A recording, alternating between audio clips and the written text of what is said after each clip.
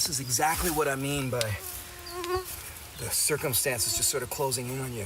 At one moment, it actually starts raining pretty hard. The next moment, like right now, it's kind of stopped. But when it's like this, there's no way I can afford to relax. So when it gets calm like this and it slows down, oh, okay, no problem. I can take my time. No, I can't, because I don't know if it's going to start pouring within the next 2 minutes or not. Maybe it won't stop, won't keep raining at all. Maybe it'll stop, and I'll just make it through till morning. But I can't trust that when the weather's like this. All right, so I've been out gathering as many small twigs as I can. There's a fair bit of firewood around here, and that's one of the good things when I site check, when I check for a location to see if I want to survive there. One of my biggest concerns is looking around the entire area and saying, is there dry firewood in this spot? Is this wood that will burn quickly and catch quickly for me? Or is it all fresh and green? Or is it all damp and punky, rotted? And this is a case here where there's enough dry firewood that I can take advantage of it, and I can hopefully keep the fire going all night long. I've gotten pretty good over the years of knowing how much firewood I need to stay warm through the night. And it's always 5 times more than you think it's going to be. So let me pull out some of this stuff I got here. So here's the birch bark that I originally found on the tree. And I think putting this right about here should be good. I don't want to burn the tarp, but I don't want it to get wet from the rain either. I have a bunch put in my pocket. Absolutely always want to have pockets. In a survival situation, having lots of pockets means gathering lots of items that can help me later. What do I got here? Oh, that's right, so just a small knife. More tinder. See what I did right there? That's usually a problem. You put your knife down on the ground, quickest way to lose it. Never ever put your knife down on the ground, ever. Even if it's fluorescent orange. You want to always put it back in your pocket or back in its sheath. I put it on the ground there, I start talking to you basically, and I lose my concentration. Next thing you know, I kick some leaves over it. Could be gone forever. Might not find it again. It's happened. It's probably happened to me 2 or 3 times, I'm sure. And that includes losing a hatchet and a machete. Now, those are big items, but you drop them in the dry leaves and they're brown and the leaves are brown, good luck finding it. Especially if you haven't eaten for 3 or 4 days. All right, so what do I want to get going here? Here's what I want to try. I brought with me my flint striker. And I've got a few options with it. These are the ones that have the magnesium stick. That I can use the magnesium, or I can just use the spark. And here's what it's going to kind of look like as I start. There we go. Okay, so that is a good spark. Here's the tinder fungus, I call it, that I got off the birch tree. If I'm lucky, it will capture the spark. But it might be a little damp. If it's not going to catch, I've got another way to get it to go. But let me try this way first. What I like to do is kind of break up the center of it a bit. Just get it a little bit dusty in there. And then let's see if it'll capture the spark here.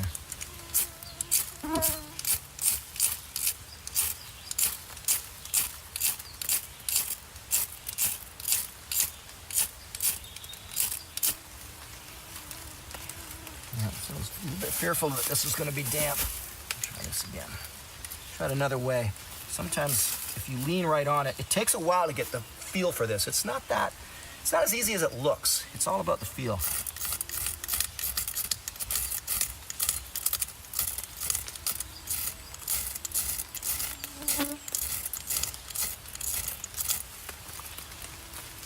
Yeah, this one is damp, so let's do this. Just gonna add to it. This is right out of my own survival kit.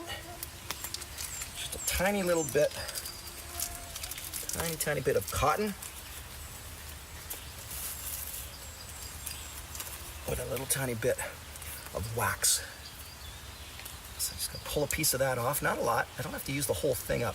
Once you get good at this stuff, in terms of survival, you don't have to use a lot of big chunks of anything. You can do things with small portions, and then you're saving for later the rest of it, and that's always vital. So let's just see if I can get this going first. This should be no problem now because I know that this is going to catch. So let's see. There we go. Look at that. All right, so that's like a little candle. I'm gonna keep that there, but I've got my birch bark. First thing, remember that I got these in my hand. Kind of quickly, put them in my pocket so I don't drop them or lose them. Here comes the rain. Now I want to slowly start adding on this tinder. Oh, look at that. See, now it's actually catching. That tinder fungus is now catching. Now that I got a little bit of flame to it. This is the place and time when people blow it, when they're trying to get a fire going in a survival situation. They get panicky and they start putting on branches and sticks and logs that are just too big.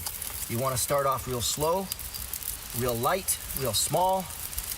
And I'm not talking about even pencil size. I'm talking about toothpick size. Start that way, just like this. Make sure I don't burn my tarp. Just start adding. Already, I can feel a lot of intense heat bouncing off this rock. And that is the benefit of building a survival fire up against a rock. It's all about reflecting the heat back onto you all night long. I think I am going to make a success of this one. All right, that's looking pretty gold. You really need a solid flame before you start adding these big branches. Do it too soon, you put the fire out. The thing about this is not lighting a fire at the cottage or the cabin or for your fireplace. This is a survival fire. So you've got to break it down to the smallest and tiniest elements, have everything prepared ahead of time, move slowly and cautiously and carefully, and make sure you get that fire the first time, every time, using as little of your supplies as possible. That's a proper survival fire. Now, the next part of that is the surprising part for most people, because I don't say keep a small fire. In my world, once you've got that, if you've got a lot of tinder kicking around, and when I say tinder, I guess I mean firewood. If you've got a lot of firewood kicking around, get a big ass fire. You don't want a small fire, get a real big one. And that way, you don't have to work at staying warm. It's not gonna die on you if you fall asleep for 20 minutes. And in survival, you sleep for 20 minutes at a time when you're lucky. You do not get 3 or 4 hours of straight sleep. So you want a big fire that if you wake up again a little bit chilled, all the coals are there, all the embers are there, you can just feed it and keep it going. But if you're using only small twigs, keeping your fire small, guess what? You fall asleep, you wake up, it's cold, it's done. So I'm a fan of a big fire. And this is beauty.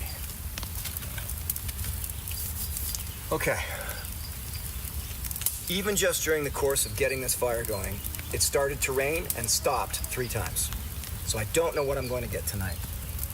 At this point, it's getting later in the day, the sun's setting. So I really want to watch this. I don't want to burn this tarp. You know what? I better act a little quick here. I didn't plan this part, but let me just put this pole up like that. There we go. Right now it's not raining, so I can afford to kind of put it up that high. I want to keep the flames off of it. I have seen people in survival practices burn down their shelter by having these flames catch the roof. And since this is an actual rain poncho, it's just going to be a melting glob of, I don't know, Gore-Tex, I guess. Anyway, this pole keep it high and dry. And it's not raining too bad right now. So at this point, I know where I've got fresh water. It's not far from here. It's just a few hundred yards away, and I can go back to that stream and drink anytime I want. I know where there are some edible wilds, the yellow wood sorrel that I found in a swamp. That's also not that far back. I can make my way back to it. Because I've explored zone of assessment number 3, I know where these things are, and I can go back to them tomorrow. Meanwhile, I have my shelter here. I'm high. I'm away from the mosquitoes. I'm away from the swamp, and I'm out of the depression in the topography, so I'm not where the cold air is going to sink to. So this is a good place for tonight. It's getting a little bit late in the day to do anything other than just bring my mind and my body down, just to calm down. Because going out and hunting now would be tricky, so I'm gonna wait till tomorrow morning. For now, I'm gonna sit out this night.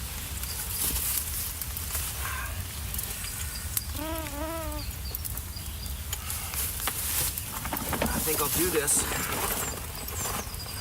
the only way I know how.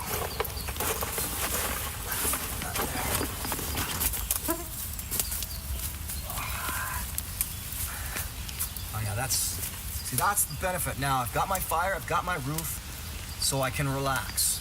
And that's such an important part of survival, is learning how to just chill out. If you can't chill out and you panic, you mess yourself up, you get in a worse situation. You either get more lost, more panicked, or you injure yourself. Either way, that doesn't equal survival. Calming down, getting, believe it or not, relaxed will help survival. The best way for me to relax, as always, is this way.